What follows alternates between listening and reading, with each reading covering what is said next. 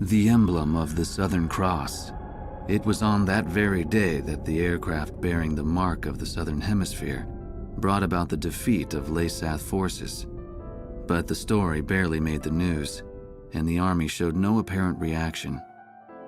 Almost nightly, Laysath's commanding officer, Diego Gaspar Navarro, plays host to grand banquets within Gaius Tower.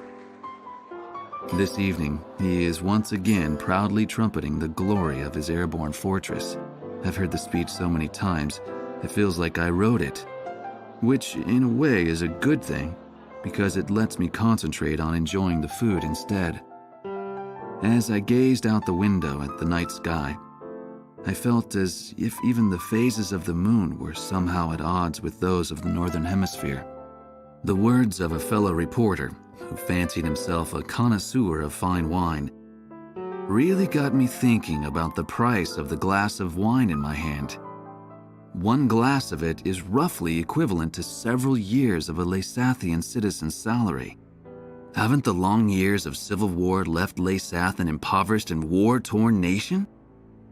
Whatever the case, much is unclear about the flow of money in Laysath. Ever since I arrived here, I've only covered stories the military had approved. However, this particular mystery just might be worth investigating on my own. The idea was nothing more than the product of an idle mind. At least at the time.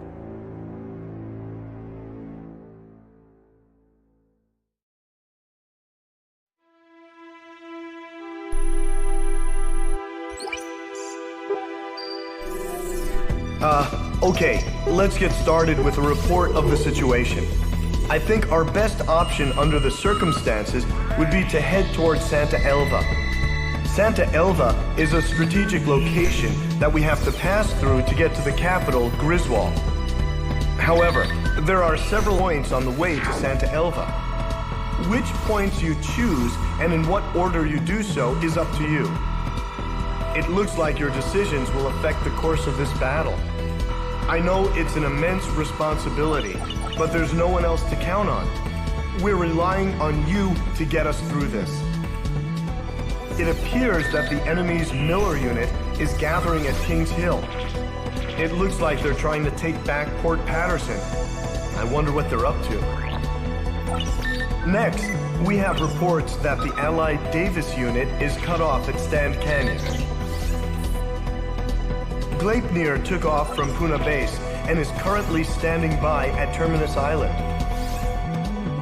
With the long strike range of the Gleipnir, there's not much our forces can do.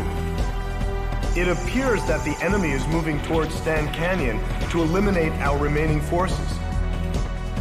We'll need those remaining forces in our attack on Santa Elva, so I think we should probably send help. If left alone, they'll be helpless against the aerial fortress, just like what happened to us at Cape Aubrey. Also, Santa Elva is a key location for the enemy, and I think they'll concentrate their forces there. We'll have major problems if they send in their aerial fortress. I'll give you more details once you decide on a route. Please tell me which route you plan to take.